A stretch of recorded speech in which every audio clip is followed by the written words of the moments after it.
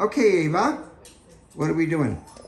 We're gonna make pies. What kind of pies? Blueberry pies. Blueberries. You like blueberries? Yeah. And what kind of pie are we making for your daddy? Strawberry. No, not strawberry. What are these? Cherries. Cherries. And did your daddy teach me how to make pies? Yeah. No, he didn't. How many pies do you think daddy has made in his life? None. None. That's my fault because I should have taught him. So who taught me? This is my grandmother.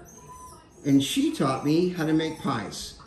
And then my mother taught me how to make pies. And then there's me when I was a little kid. So when I was a little kid, my mom and my grandmother taught me how to make pies. But we're cheating because I don't make pie shells. Hello? What kind of pies are we making?